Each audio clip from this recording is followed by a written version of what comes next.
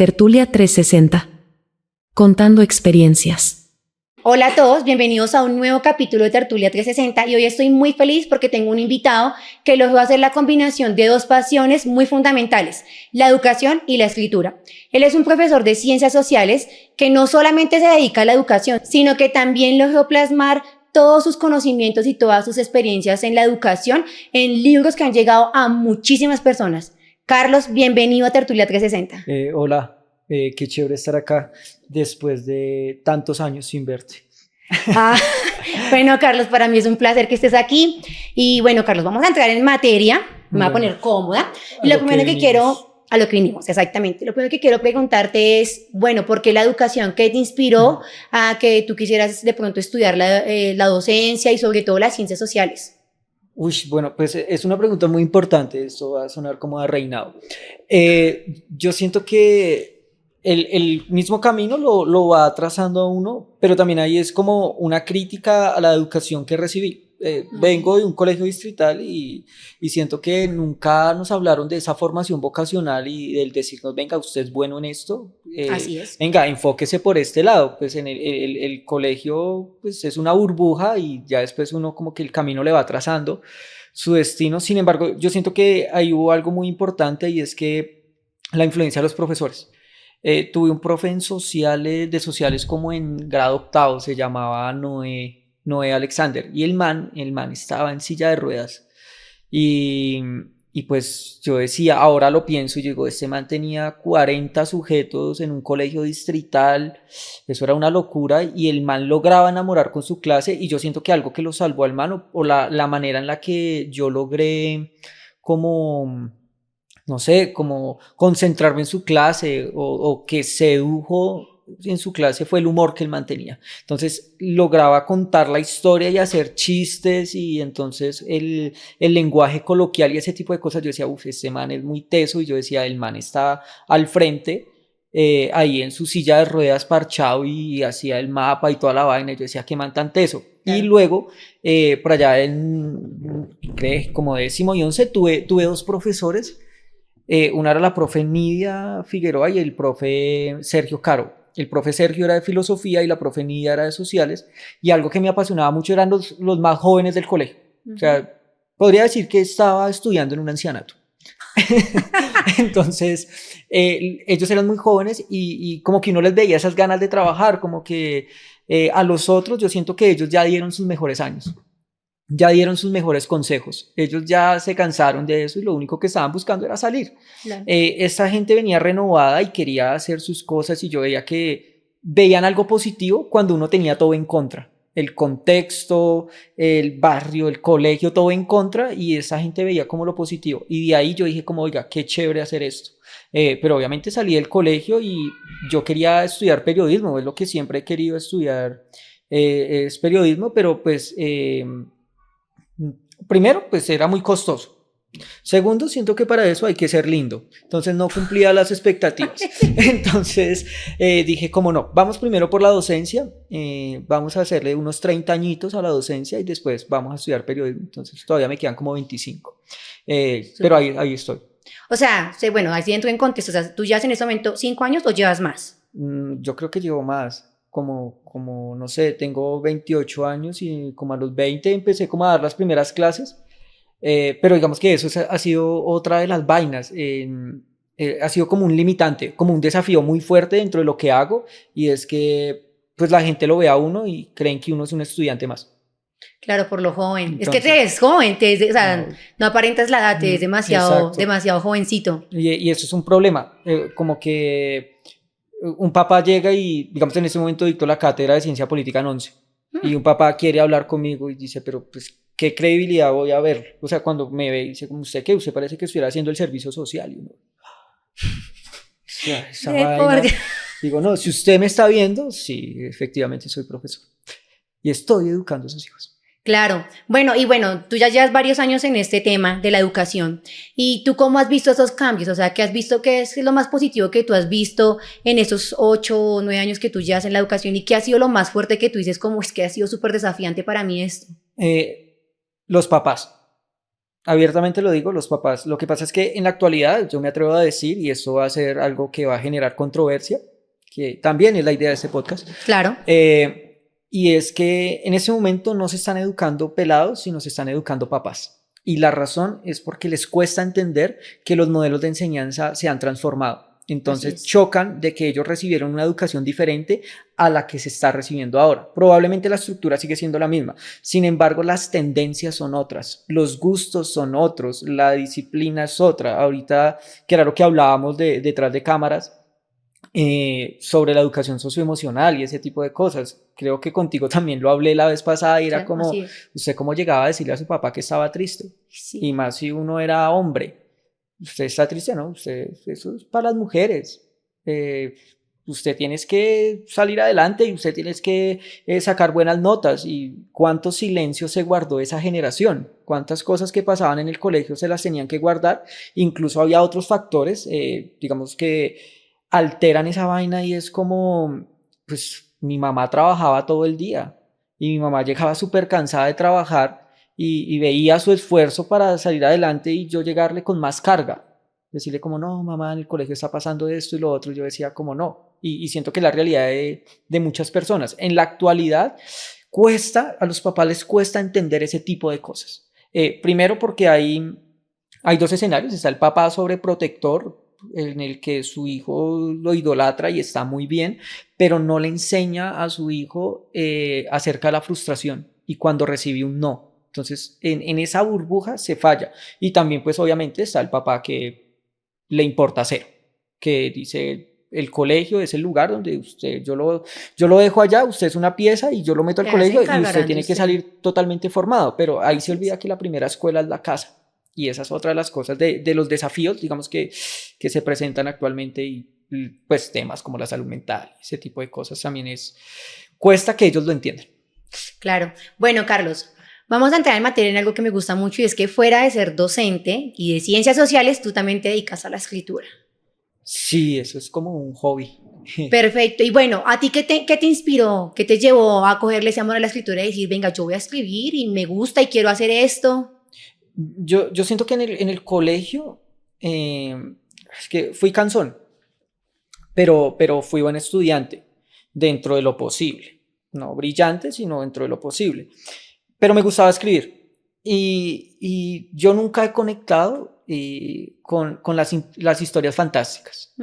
Nunca he conectado con las cosas, como con las historias de terror y los superhéroes y ese tipo de cosas, que es totalmente respetable y el que le gusta eso Claro.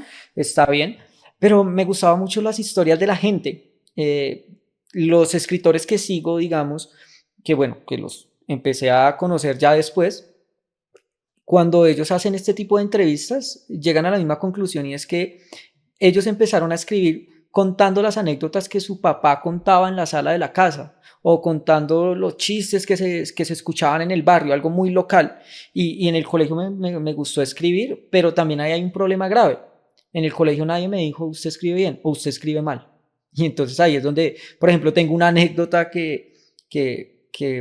bueno, ahorita ya uno la cuenta de otra manera, y es que hice un ensayo como en 11 y era sobre Jaime Garzón y me saqué 5.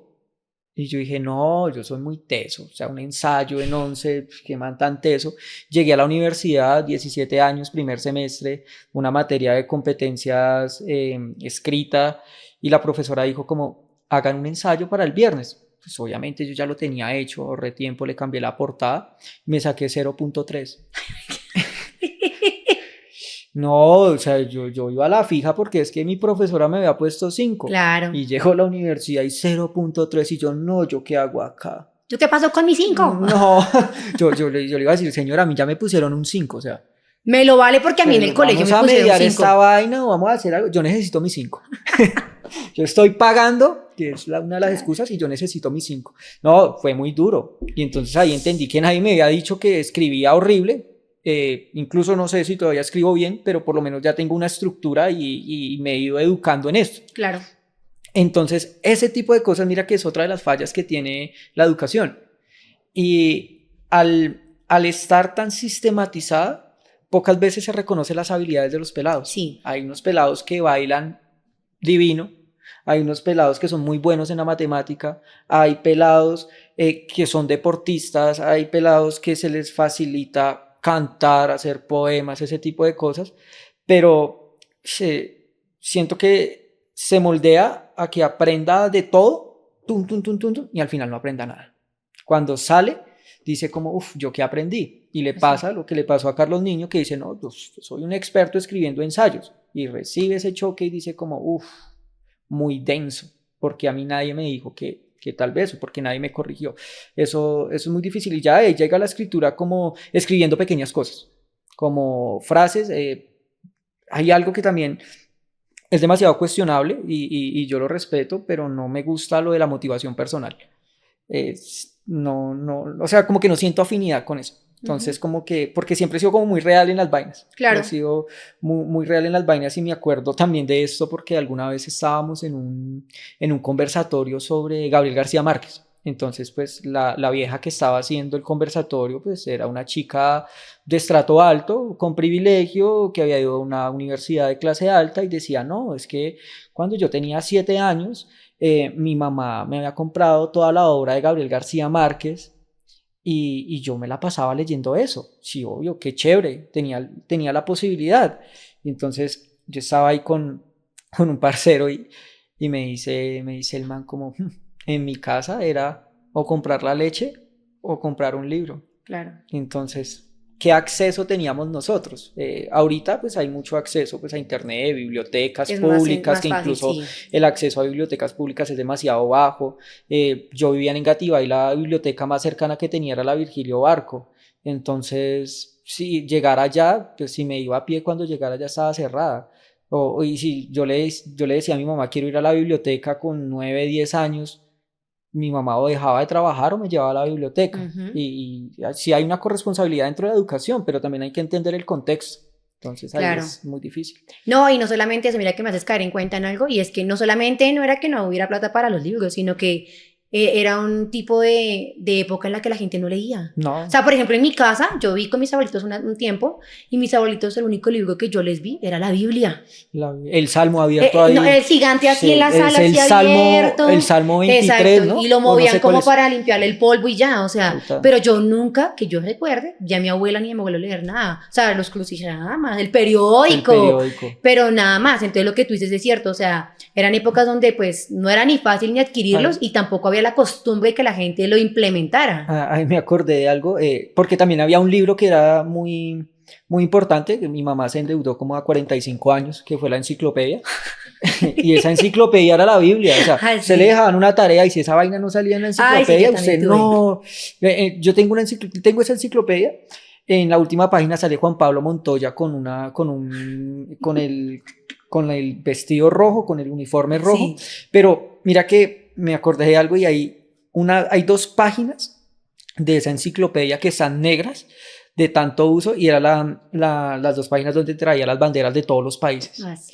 Y aprendí muchas cosas de eso de memoria, porque pues no había acceso a internet, pues, lo que hablábamos la vez pasada, como era muy raro el que tuviera un computador en la casa. El que tenía computador en la casa tenía plata, Era y si millonario. tenía internet ya era muy crack. Sí. O sea, pues, ese tipo, o la biblioteca ya después, que fue en carta, que cuando Sí.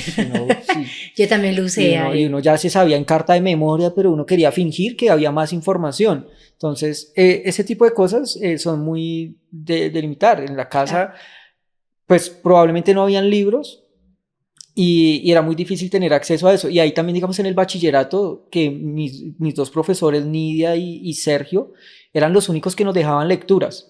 Yo me acuerdo que Sergio nos dejó alguna vez Teoría del Conocimiento de Johannes Giesen, y Nidia sí nos dejaba muy cosas como de política. Y eran cosas pequeñitas, o sea, como 3 o 4 páginas, que para uno estar en décimo y nunca haber leído eso era una tragedia. Sí. Y era una tragedia porque Era no había traumático. comprensión lectora, porque yo no entendía de qué estaban hablando. Pero por lo menos estos manes estaban haciendo algo. O sea, era diferente al profesor que llegaba, se sentaba, le ponía una guía, y ya. Y ese es uno de los problemas también todavía que existen. Uy, sí. Que llega el profe, llena el tablero, y si el pelado copia tal cual como el profesor lo hizo, y aparte de eso tiene la letra bonita, tiene 5. Así es. El profesor finge que enseña y el pelado finge que sabe. Y eso, o sea, ahí no se está desarrollando nada, porque se supone que la educación debe responder a que usted aprenda a pensar y a resolver. Claro. Y Ahí. Sí, tienes razón. Y me hiciste acordar de algo muy curioso y es que, por ejemplo, en mi colegio había una biblioteca gigante y yo nunca la conocí. O sea, ahorita echando casa llegué como, oiga, yo nunca fui a esa biblioteca y Llena de tampoco nos Biblias. llevaron. Bueno, yo no sé si tenía Biblias, pero el colegio nunca nos, o sea, ningún profesor decía como, ni siquiera el de español nos decía como, venga, vaya ya y mire la biblioteca. O sea, yo cuando pasé a un colegio distrital, porque yo estoy en un privado, yo tuve un profesor y ese profesor sí era así muy al estilo, muy amante a la lectura y nos ponía un plan lector que pues para nosotros era como Sí. lo que tú dices, la tragedia, ¿no? Es como, ay, tengo que leer tantas cantidades de páginas porque nos ponían páginas y uno decía como, uy, pero mira que de verdad él, yo digo como, o sea, si no hubiera sido por ese profesor, yo no hubiera tendría hoy No. una buena ortografía, por ejemplo, ¿sí? Y aún así yo siento, o sea, yo tenía un buen plan lector, yo leía y yo comprendía lo que decía la lectura.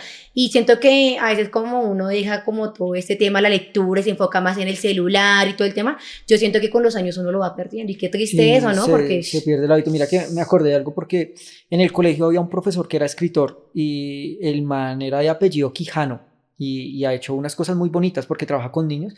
Y yo veía que el man, él era el profesor de 10º y 11, yo estaba como en 7º y me gustaba mucho porque, pues él no me daba clase, pero el man a final de año, el proyecto de grado era escribir un libro. Y entonces todos los pelados de 11 súper orgullosos porque habían escrito sus historias y él se encargaba de editar pues en ese tiempo, pues lo que te decía, acceder a computador y ese tipo de cosas era muy difícil, pero pues se Sí. hacía. Y yo siempre le decía como a los parceros, uy, marica, cuando nos toque con Quijano, en 11 vamos a sacar un libro. Y llegué a 10º, el profesor se fue para otro colegio. Entonces Ay, desde ahí todo empezó mal. ay murió ya, ay, No, no. si me estás viendo, mataste mi sueño. Ah, sí, sí, sí, me estás viendo triunfar. Yo sé que me estás viendo, pero sí, siempre quise tener clase con el profesor porque es muy respetado en el círculo de docentes porque eh, siento que pasa en cualquier profesión que la gente logra admiración cuando es apasionada Sí. por lo que hace, cuando se ve esa pasión que es lo que le gusta y ya. Entonces eso fue como algo que no pude cumplir, porque incluso el plan lector de 6º, me acuerdo, ya tengo el libro, creo que se llamaba Juegos Violentos, que era sobre un chino que se volvía adicto a los videojuegos en el computador y ese tipo de cosas, y lo había escrito él. Y entonces yo decía como que, pues uno en 6º con un coso de esos, uno Claro. decía como, el profesor lo que necesita es plata.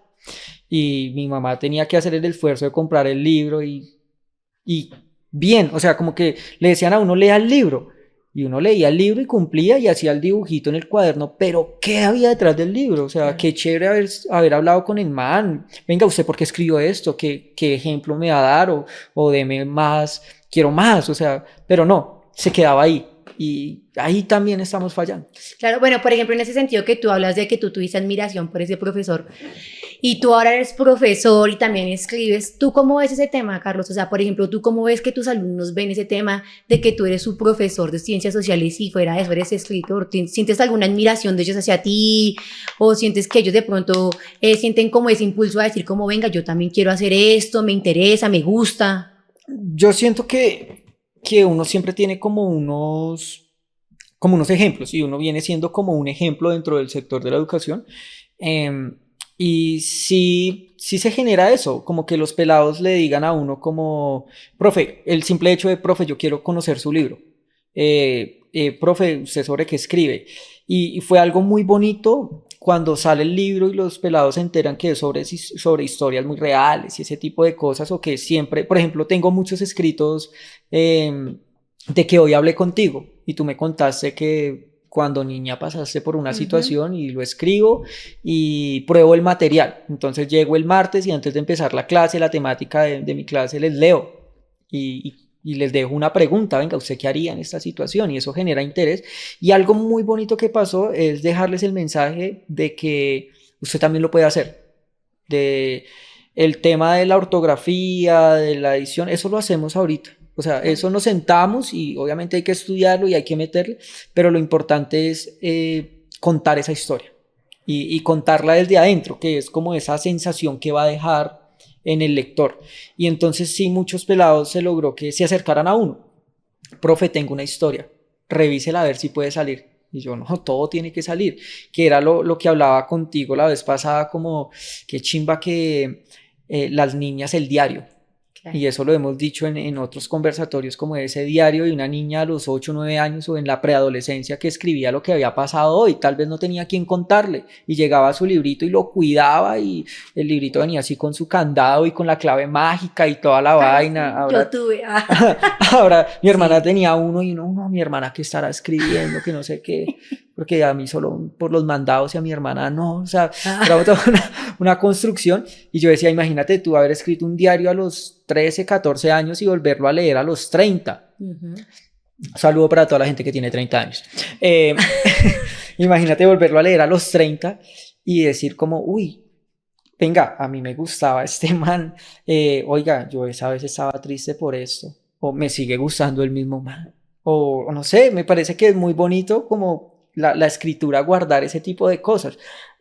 Sin embargo, nos enseñaron que los diarios eran para las niñas, que los diarios eran rosados, que los hombres no podían tener secretos escritos. Entonces, por ese tipo de cosas, no sé, tal vez nos acercamos a la escritura porque no habían celulares, entonces si a uno le parecía a alguien bonita, entonces uno le dejaba una nota. Sí. Y con mala ortografía. Entonces, niña, si alguien les escribe con mala ortografía, ahí no es. Entonces, aléjate de ahí. Entonces uno dejaba la notica y el chat que tenía uno era en la última página, que el profesor no fuera a revisar esa vaina, porque era difícil, quedaba uno embalado. Sí, no, y mira que tienes, en ese sentido me pones a pensar, porque de verdad mi época de estudio sí fue muy así, o sea, yo por ejemplo tuve diario, o sea, yo en mi época pues existía el Viper. Yo alcancé a tener Viper, bueno, yo creo que soy más antigua que tú y otras generaciones, y a mí me dieron un Viper, pero a mí el Viper no me interesaba, o sea, yo estaba en otro cuento y era el de llegar del colegio, me cambiaba, comía y a jugar con mis compañeros, o sea, yo salía a la calle, era que salíamos a la calle a jugar, que la cicla, que el Jermis, que el rejo quemado, que venga el timbremos y escondámonos, e incluso lo que tú dices, o sea, yo llegué a vivir la época donde los niños le daban a uno cartas. A mí me daban cartas y miran, es chistoso porque mi esposo hoy en día a mí me da detallitos y yo aún guardo las cartas, así sea una servilleta. Sí. Pero yo me acostumbré a una época donde los niños le daban a uno cartas con mala ortografía, pero se la daban a uno y uno guardaba eso, o sea, uno era como, ¡ay, qué lindo, lo va a guardar! Y hoy en día los niños ya, ahora, o sea, hoy en día, reaccionar a una historia. La tecnología, o sea, por ejemplo, en ese caso tú, que eres profesor, eres escritor, y el tema de la tecnología, ¿cómo ha llegado de pronto a afectar esto? No solamente el tema educativo, sino también el tema de que los chicos hoy en día de pronto ya su interés por la escritura y la lectura no sea la misma. Yo siento que uno no puede estar como en contra de esto. Hay que adaptarse a la tendencia. Porque ahí me acuerdo de, digamos, cuando la calculadora sale y es su auge, los profesores de matemáticas dijeron, nos vamos a quedar sin trabajo. Entonces hacen toda una revolución porque la calculadora los iba a dejar sin trabajo, pero se dan cuenta que la calculadora lo que generó fue que se expandiera el conocimiento y que fuera una herramienta para poder solucionar más rápido. Si yo estoy en contra de la inteligencia artificial, o estoy en contra de las redes sociales, o estoy en contra de las nuevas plataformas, voy a ser un arcaico, voy a seguir enseñando como le enseñaron a mis padres. Pero si yo logro capacitarme e instruirme en nuevas tecnologías, en nuevas formas de pensar y de generar conocimiento, y voy a la par de las tendencias de los pelados, voy a generar que me comprendan mejor. Obviamente, hay una base, y por ejemplo, en mi caso, la escritura. Usted debe aprender a escribir bien. Entonces, claro. Pero si tenemos la herramienta, o sea, hace poco estábamos grabando un podcast sobre el uso de redes sociales en los jóvenes y cómo eso afecta a la salud mental, y nos dábamos cuenta de que probablemente no lo estamos utilizando de la mejor manera. Pero pues antes pues la gente ahorita está 2 horas en TikTok, pero antes estaban 4 horas viendo una novela. Sí, entonces, y en TikTok tú encuentras canales que hay gente que hace cosas muy tesas. Si quieres aprender de historia, por ejemplo, esta semana con los pelados de 11 estamos viendo como paradigmas de la ciencia y epistemología y toda esta vaina, y la Universidad de los Andes tiene un canal de Uniciencias, creo que se llama el canal de TikTok que tiene, y gente muy tesa haciendo ciencia en Colombia, y las universidades lo hacen, las universidades tienen canales de TikTok para atraer gente, para interesarse. Entonces, si yo estoy en contra de esa vaina, pues entonces volvamos a lo tradicional, hagamos planas, usted copie porque usted debe pensar como yo pienso. Así y usted no tiene, usted no se va a poder expresar porque yo soy el modelo a seguir y lo que yo diga está bien, pero qué chévere que el pelado se pueda nutrir de diferente información. Obviamente, aún cuesta entender en esta generación que son demasiado tecnológicos, cuesta entender mucho que no sepan escribir un correo. O que a ti te salga les salga la rayita roja de que la palabra esté mal escrita y te la dejen así. Sí. Ese tipo de cosas. Por ejemplo, acuérdate de cómo nos enseñaban a nosotros informática. Dibuje la CPU, el Así. hardware y el software. Dibuje el ratón. Pues Sí. ahorita tú me estabas diciendo como mis hijas no saben qué es un computador de escritorio. Uy, sí, eso sí es cierto. Entonces ya eso ya quedó ahí. Entonces imagínate que tu hija llegue a bachillerato y el profesor de sistemas le diga vamos a dibujar. Y ella va a decir, no, pues me va a enseñar con este computador compact blanco. No, pues hablemos de inteligencia artificial, de lo que se está moviendo en el mercado. Sí, Si nos eso vamos sí a es quedar cierto. a como se estaba moviendo hace 30 años, pues sigamos hablando, porque hay que romper esas barreras y hay que hablar de lo que a los pelados, no necesariamente de los que a lo que los pelados les gusta, sino en la manera en la que aprenden. Claro, no, y lo que necesitan, porque no, o sea, no es por nada, pero hay muchos papás que hoy en día todavía dicen como, no, mi hijo, no sé, tiene 12 años y todavía está muy joven para un teléfono, porque hay papás, ¿no? Hay papás de Sí. papás, hay papás que desde que nacen ya les tienen todos los equipos tecnológicos nuevos, como hay papás que todavía están a la antigua, como tú dices, que no, fin de semana usted se sienta aquí conmigo y vamos a ver la novela, vamos a ver los programas antiguos, las noticias, que son cosas que hoy en día a los pelados no les gusta, ¿sí? O no les interesa, entonces lo que tú dices, que chévere, de verdad, en medio de todo, implementar tema tecnológico porque no, o sea, los chicos hoy en día van a salir de un colegio y van a entrar a una universidad y a un mundo real donde todo es tecnológico y si los chicos no están a par, va a ser Sí.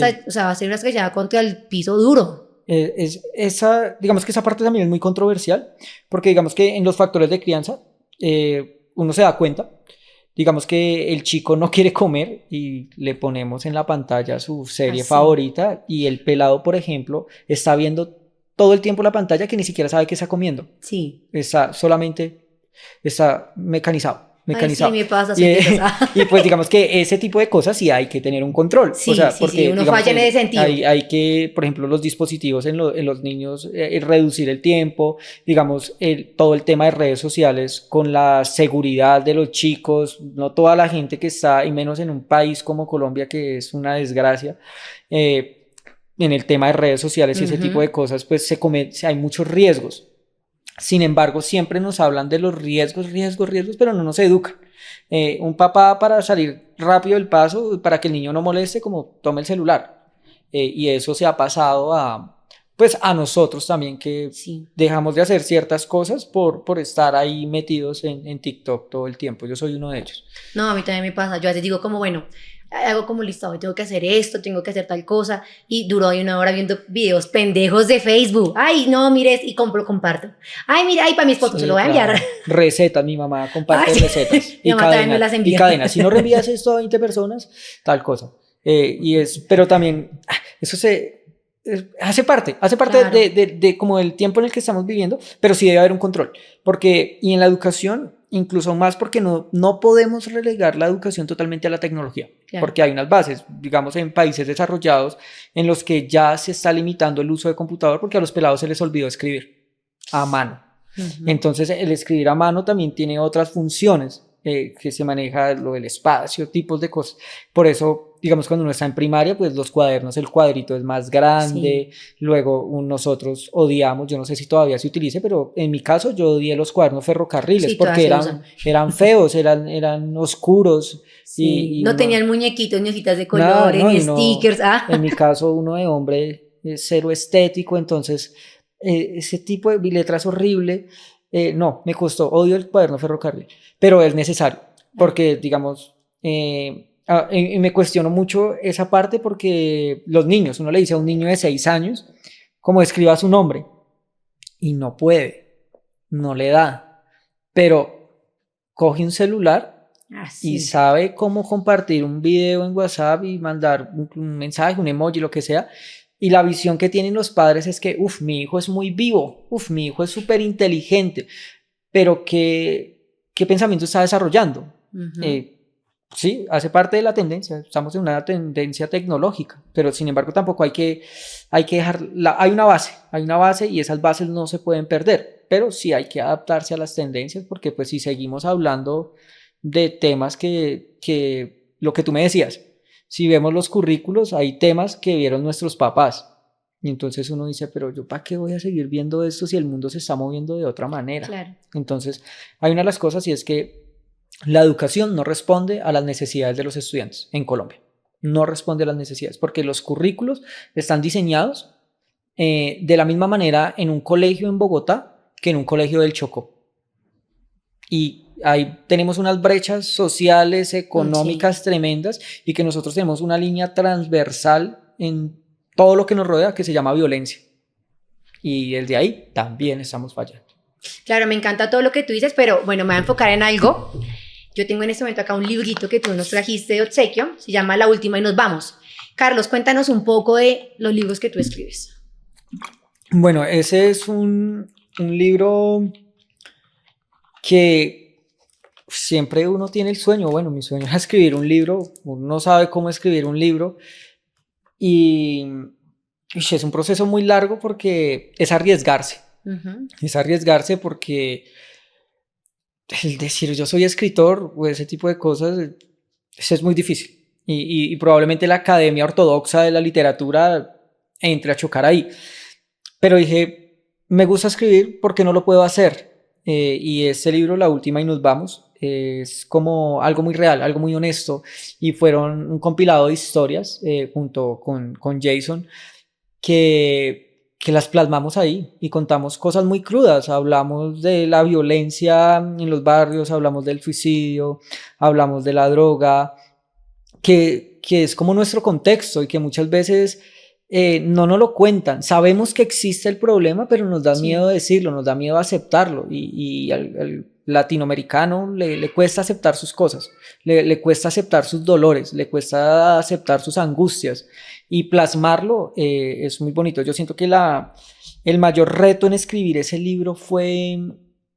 transportar a la gente, que cuando tú lo leas te sientas ahí, sientas que estás al lado de esa persona y el libro te deja muchas preguntas, hay muchas preguntas abiertas que es como usted qué haría en esta situación. Venga, si usted fuera la mamá de esta niña, ¿usted qué haría? O si usted fuera la mamá de este pelado que se va a suicidar, ¿cómo lo rescata?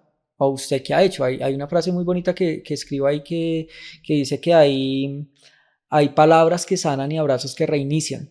Y esto no estoy haciendo apología a la motivación personal porque ya dije que no me gustaba. Sin embargo, en estos temas tan crudos y sensibles, es muy difícil hablar porque hay que ser políticamente correcto.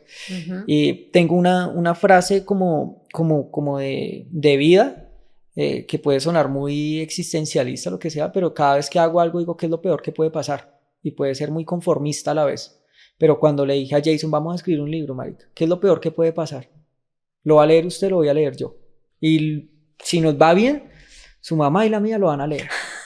Y eso ya es un logro tremendo. Y yo decía, marica, es que en mi casa va a haber en la biblioteca va a haber un libro con mi nombre. Que esté bien escrito, no lo sé, pero es de nosotros. Y atrevernos. Y ahí ya, pues hay otro tema que es tocar puertas, saber quién publica, quién no. Y eso es totalmente difícil, casi imposible si no eres reconocido, si no eres alguien del medio o algo así, o no haces parte como de la élite de este escenario, pues te va a costar muchísimo y no lo digo desde mi perspectiva, lo digo porque conozco gente que se dedica a escribir, solamente a escribir y ha hecho cosas muy bonitas, pero les toca a ellos solos, no hay un apoyo y pues en un país que no lee. Pues, o sea, pongamos el escenario. Creo que Jason en uno de sus escritos dice, en un país que es más fácil conseguir una cantina que un lápiz, pues es muy, muy difícil. Y ya, pues escribimos esa vaina y he tenido la posibilidad también de hacer algunas publicaciones internacionales como en literatura. Y eso ha sido muy bonito porque he logrado llevar estudiantes a esos aspectos. Entonces hemos salido como en un texto que se llama Escritores del Mundo. Yo participé en la 5ª edición solo y con 2 estudiantes en la 7ª edición y ahorita estamos esperando por ahí en 15, 20 días que nos llegue ya en físico la 8ª edición donde participamos con 12 estudiantes. Entonces fue un proceso, como un proyecto que durante todo el año y los pelados se apasionan y pues es muy bonito porque yo creo que genera mucha satisfacción abrir un libro y que tu nombre esté ahí. Claro. Y que lo lean en otros lados y lo cuestionen, también que lo critiquen porque eso es lo que alimenta. Si tú escribes para que todo el mundo le guste, la estás embarrando. Es como el que tiene certezas. Si su merced tiene certezas en la vida, la está embarrando. Usted tiene que estar lleno de preguntas todo el tiempo. Bueno, tengo una duda. ¿Tú qué cursos enseñas? O sea, ¿qué cursos? Noveno, décimo y 11. Bueno, y bueno, en ese caso, por ejemplo, que son los chicos, pues, o sea, tú sabes que es una edad Son donde los uno chicos. dice, sí, son los chicos, o sea, Los no, pues ya son pelados que son duros de manejar y todo, y que están muy metidos en el tema del celular y todo. ¿Cómo fue ese impacto para ellos el que su profesor de ciencias sociales escribiera un libro y que tú llegaras allá y decirles como, miren mi libro, Compren mi libro. lo compran? Compren mi libro. No, fue bonito. Siento que he dado con unos grupos muy como honestos en ese Ujú. sentido, en que valoran, a algunos no les importa, eso es obvio, pero uno recibe comentarios bonitos. Digamos, a veces nos hemos presentado en bibliotecas lejos y llegan 4 pelados a los que uno les dio clase, exalumnos. Uno publica como, a veces publico pequeños fragmentos como en mis redes sociales, como para probar el material. Es decir, esto pega, esto no, depende de las reacciones que tenga, y también juego un poquito con eso. Y uno siempre recibe comentarios de los exalumnos o sí, de sus estudiantes como, uy, profe, ¿cuándo sale? Profe, me avisa cuando salga el libro. Profe, ¿cuándo se van a presentar otra vez?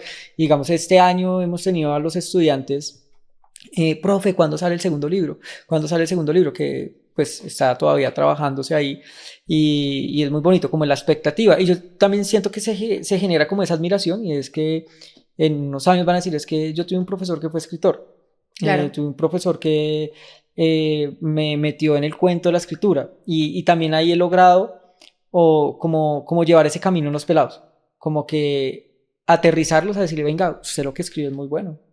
Este año tengo 2 estudiantes que escriben, 2 o 3 estudiantes que escriben increíble, y siempre les digo, les dejo su notica como, en unos años yo quiero leer sus libros, y es una forma también de motivación, de así no es. decirle, no todo está mal, pórtese bien, haga la fila, arriba, abajo, ¿no? Sino que, oiga, usted puede hacer arte. En un país tan violento y tan fuerte, usted puede hacer arte y usted puede resistir a partir de eso. Chévere, me gusta mucho lo que dices. Y bueno, yo tengo una duda, Carlos, y es, ¿tus obras tienen, o sea, alguna experiencia o incluyen alguna historia de chicos con los que tú has estado de pronto de docente? Mm, Pues en el primer libro son cosas netamente del barrio donde crecí.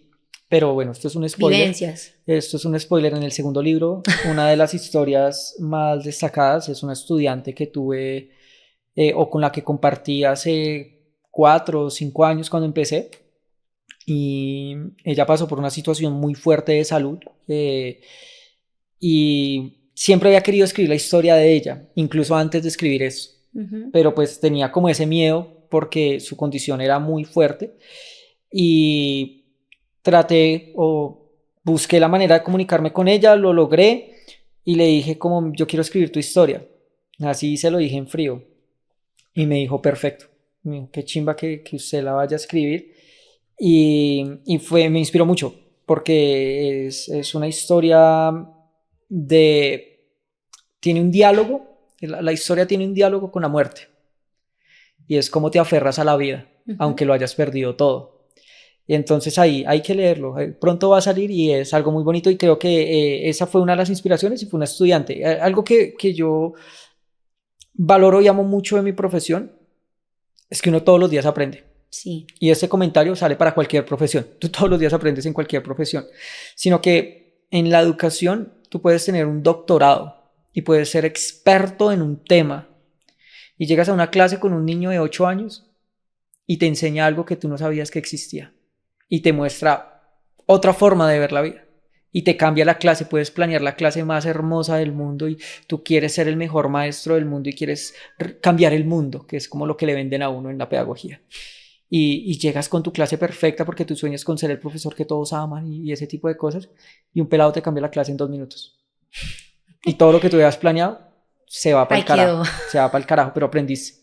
Claro. Aprendiste cómo solucionar ese tipo de cosas. Entonces eso también es muy, muy bonito de hacer esta vaina. Claro, tienes razón. Y bueno, Carlos, por ejemplo, ¿tú qué consejo le darías a todos los niños que hoy en día están pensando en ser escritores y que de pronto no son apoyados por su familia? Porque tú sabes que pues Hay profesiones que para todas las familias son óptimas, son profesiones que le van a dar a uno de comer, que te van a siempre asegurar que tengas un diario Futuro. vivir y demás, pero pues yo no sé si la escritura esté entre esas profesiones, y hay muchos niños que les gusta y que les apasiona esto y que son de pronto frenados en sus casas o incluso en los colegios. ¿Tú qué le dirías a todos esos niños que les gusta este tema de la escritura y no saben, o sea, no han encontrado como esa personita que les diga, hágale, usted puede? Pues, bueno, es difícil por el contexto en el que estamos, y digamos que esta pregunta podría sonar muy tranquila si estamos hablando de estrato 4, 5 y 6. Uh-huh. Pero si hablamos de estrato 1, 2 y 3, y si hablamos actualmente de la población migrante, ¿cómo incluimos a todos? ¿Cómo incluimos a todos al amor a la lectura? Y es que no es que no exista el amor a la lectura, es que no todos tenemos las mismas prioridades y no todos tenemos los mismos privilegios. Ahí podríamos hablar de una falla estructural incluso. Sin embargo, pues en la actualidad hay mucho acceso a información. Las bibliotecas públicas lanzan muchísimos proyectos, llegan a los barrios, hay muchísimas convocatorias para pequeños escritores, pero ahí haría una crítica. El profe tiene como la labor de decirle a los pelados, venga, hay una convocatoria, porque muchas veces el profe le llega en la convocatoria, la ve y dice, es que si yo me meto en esto es más trabajo para mí. No, yo a qué horas me pongo a meter eso. Por ejemplo, hace 3 años en Bogotá se hace un concurso que es Bogotá en 100 palabras. Cuente a Bogotá en 100 palabras. Y los mejores 100 relatos son publicados en un libro. Entonces yo siempre les digo a los pelados como, vamos a escribir un texto, y les envío como los ejemplos. Yo llevo presentándome como 5 años y nunca he quedado. Pero escribí una historia con una niña que se llama Luna Martínez, que incluso está estudiando lengua castellana en este momento, y faltaban como 20 minutos para cerrar la convocatoria, y escribimos un texto en menos de 100 palabras, y fue una de las ganadoras. Y bueno, lo editamos ese día y vamos para la sala y lo enviamos y ese tipo de cosas. Pero mira, si yo no hubiera promovido eso, ellos no se hubieran enterado de que había una convocatoria, y tampoco en el caso de Luna no se le hubiera hecho la idea de que era buena para escribir. Claro, tú los motivaste. Y siento que es esa motivación porque tampoco podemos caer en el extremo de que todo lo que tú hagas es bueno, porque entonces estaría siendo incoherente con mi discurso de la frustración y el no. Es un proceso, pero siento que la invitación es que hay que escribirlo todo. Hay que escribir lo bueno, hay que escribir lo malo, hay que escribir los odios, hay que escribir las pasiones, hay que escribirle al amor, hay que escribirle al desamor. O sea, la escritura es maravillosa, y por ejemplo en Colombia existe la música de despecho. Sí. Y puede que esté asociado a la cantina, a los borrachos, etcétera, porque sí. Pero tiene toda una composición como de rencor, de odio, incluso ya después que vuelvan, ven a mí, te extraño, recordemos los bellos momentos, y es toda una prosa maravillosa. Pues en la actualidad pues tenemos otros géneros musicales que también son respetables, y cada uno se solla lo que le gusta.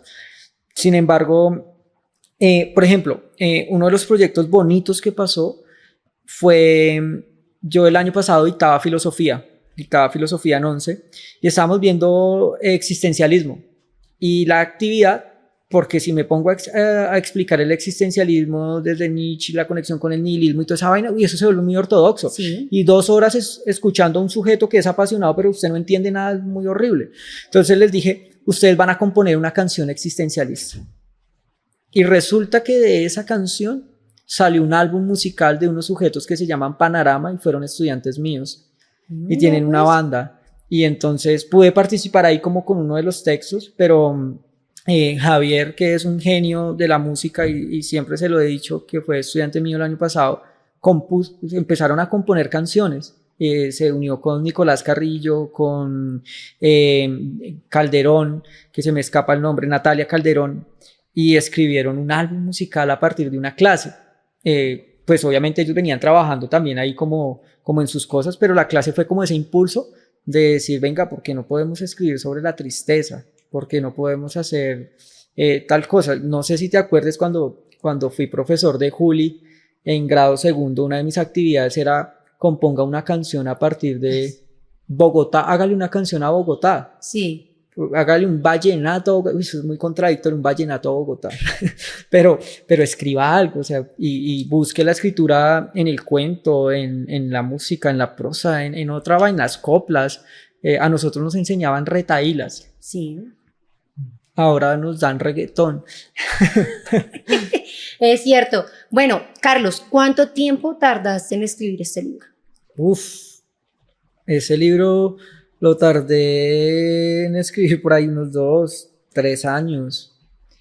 Bueno, ¿y cómo equilibras tú el tiempo? Porque todos sabemos que el escribir un libro, pues tiene una disciplina y tiene un tiempo de dedicación.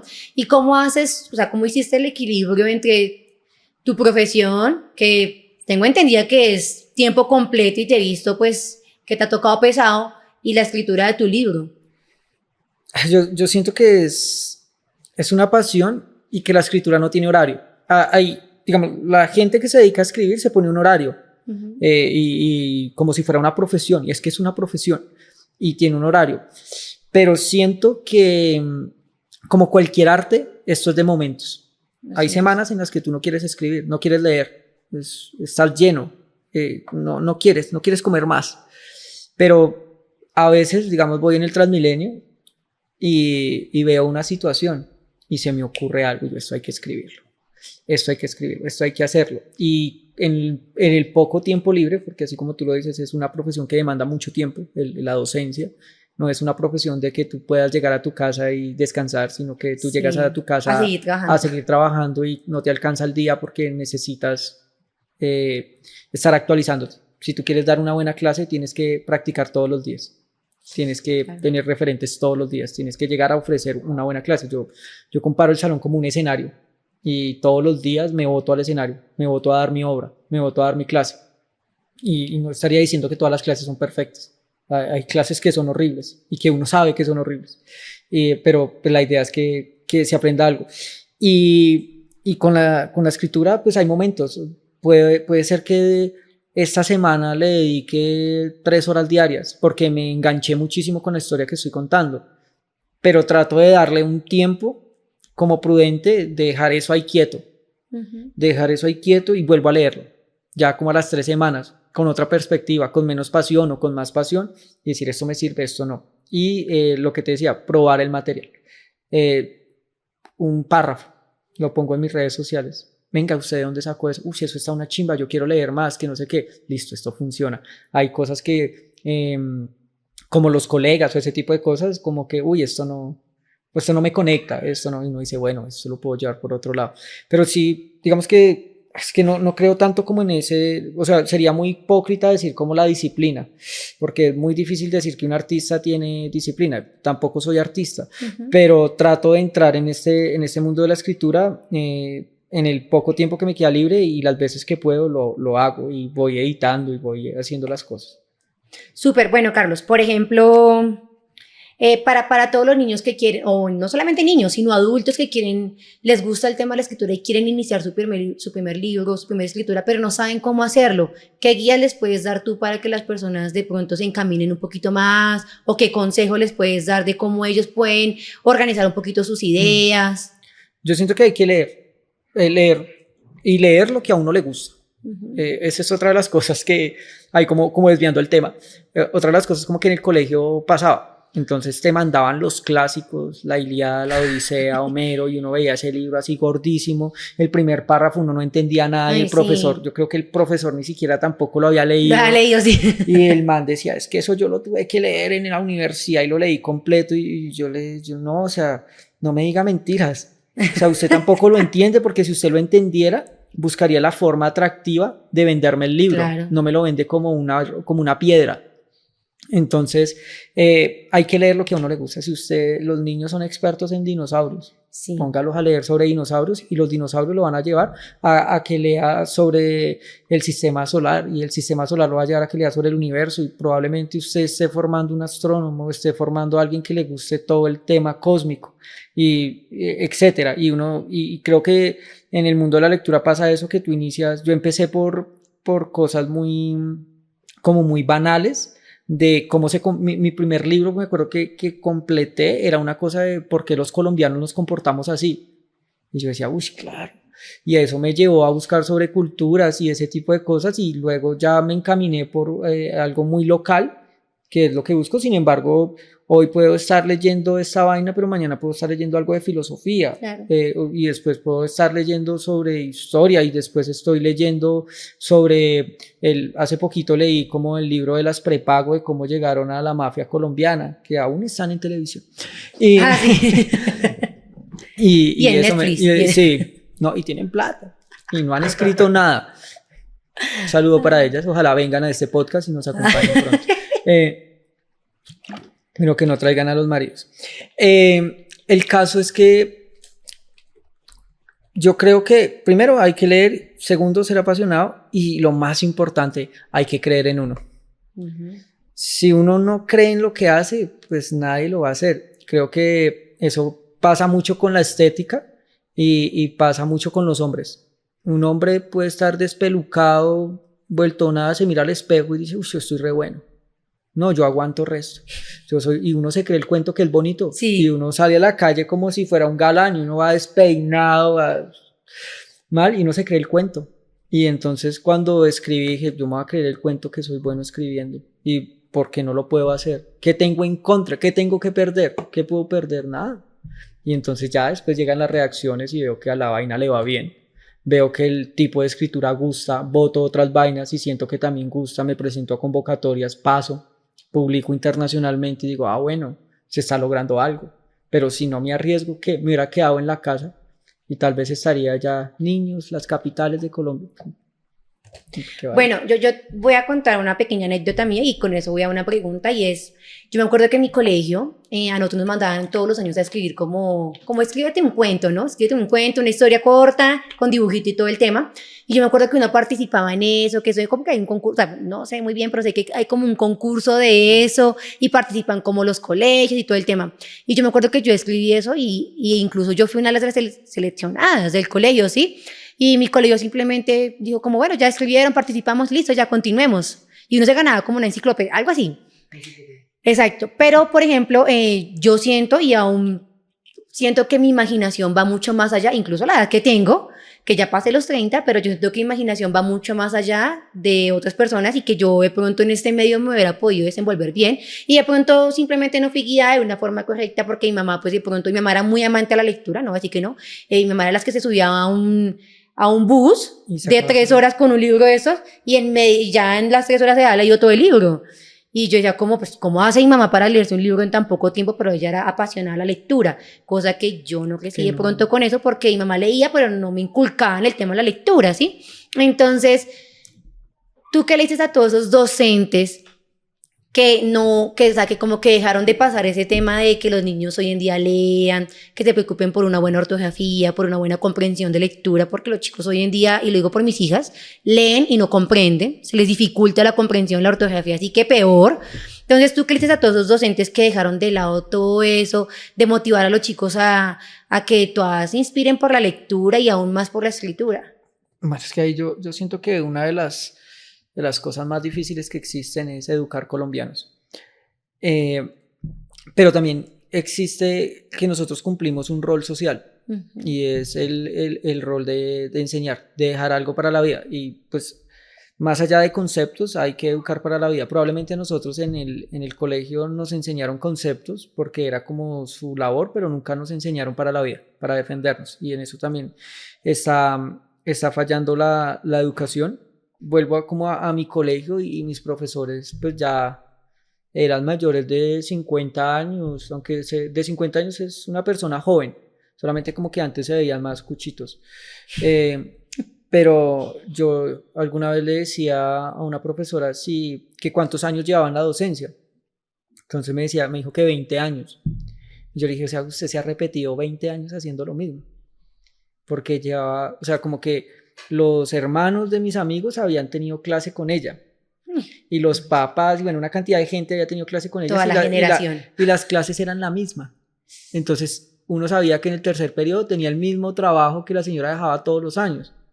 Entonces, a ellos le decía como, usted lleva 20 años de docente o se ha repetido una vez 20 veces. Y ese es uno de los problemas, el profesor no se actualiza, queda en su zona de confort.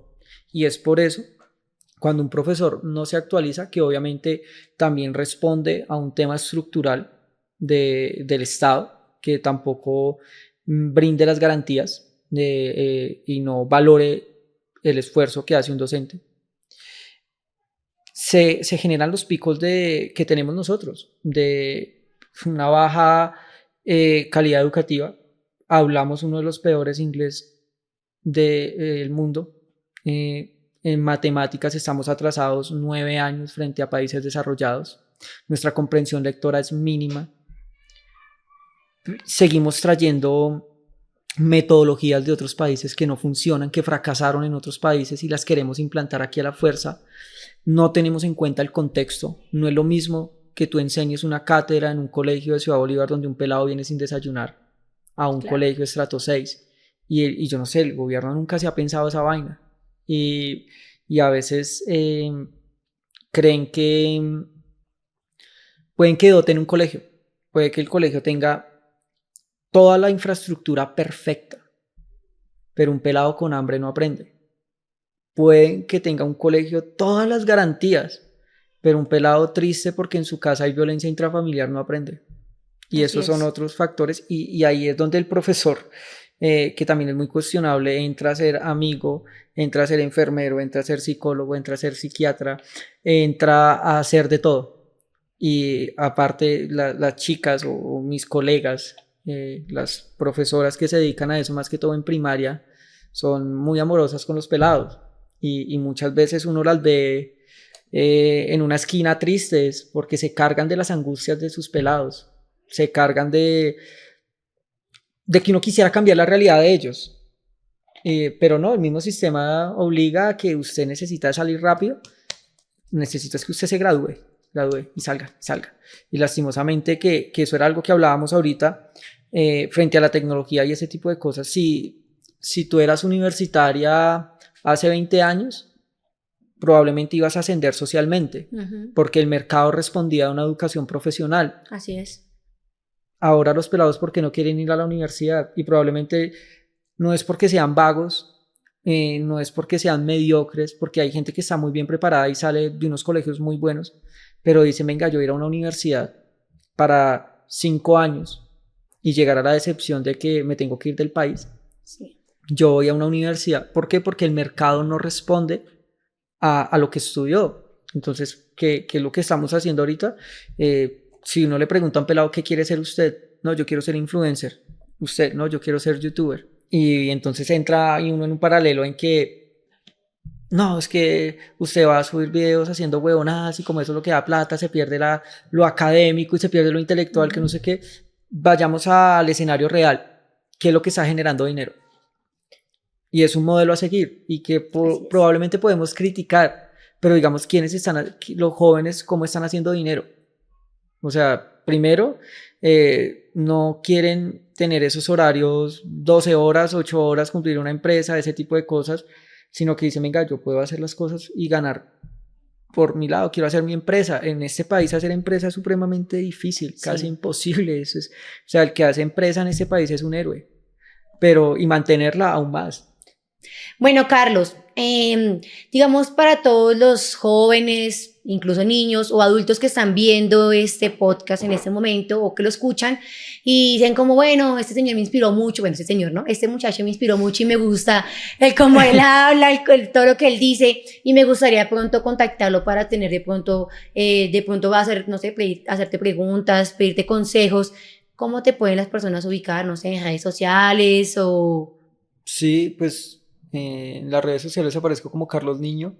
Tengo un blog que se llama Líneas y Utopías, en el que hay publicados algunos escritos que he hecho y que también publico como escritos de otras personas, como si a usted le gusta escribir y siente que lo quiere hacer público, camellamos, o sea, es por darle visibilidad. Es un blog también que lo leen en varias partes de acá de Colombia, incluso en otros países.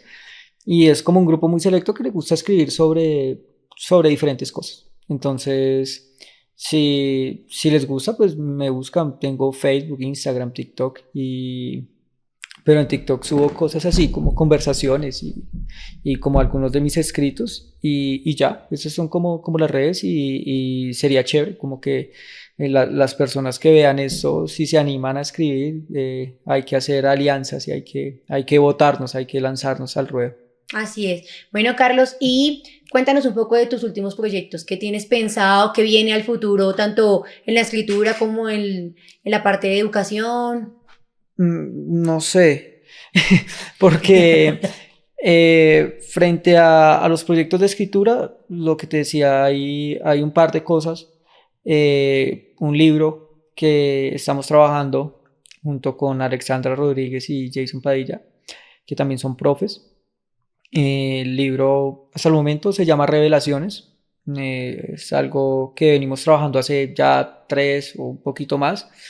También hay algo como ahí personal que he venido escribiendo, que demora tiempo. Frente a lo que te decía ahorita, estamos esperando ya la llegada del libro en físico de Escritores del Mundo de la 8ª edición. Y ya por ese lado, como frente a la escritura, ese tipo de cosas, pues también estoy trabajando en un proyecto con Alexandra que se llama Sin Margen. Es un podcast también en el que hablamos sobre literatura, hablamos sobre, dependiendo el concepto. Alexandra es literata, entonces aporta muchísimo desde los libros, yo más como desde la vivencia. Entonces estamos ahí también en ese proyecto y la idea, pues sigo en la parte de la educación y la idea es seguir estudiando y seguir formándome y seguir leyendo y seguir escribiendo. Es como lo que uno tiene, más que todo es por actualizarse y actualizarse por beneficio propio. Creo que la educación es un privilegio, pero también es una satisfacción. Así es. Vale, Carlos, igual muchas gracias por todo el tiempo que te tomaste de venir hasta aquí, de contar todas esas historias y más que historias, tus experiencias y contar un poco sobre este libro, que quiero invitarlos a todos a que lo adquieran. ¿Dónde lo pueden adquirir, por favor? Lo pueden adquirir directamente conmigo. En las redes sociales tenemos una página en Instagram que se llama La Última y Nos Vamos Historias. Y ahí nos pueden conseguir, nos quedan los últimos 1400 libros, entonces aprovechen la promoción, si son de los 10 primeros les damos un descuento. Vale, Carlos, muchas gracias por tu tiempo, No, esperamos ustedes, cuando saques tu segundo libro, poder volver a tener aquí y pues poder aprender un poco más sobre este tema de la educación y de la escritura, que siento que para muchas personas aún es un tabú y muchas personas ni siquiera se empapan de estos temas y me parece genial que te hayas abierto a nosotros con el tema. No, a ustedes, gracias por la invitación y porque pues fue muy tranquilo, muy chévere. Y bueno, mis queridos oyentes de Tertulia 360, muchas gracias por siempre acompañarnos. No olviden que pueden comentar, conversar y compartir este episodio. Que estén bien. Tertulia 360. Contando experiencias.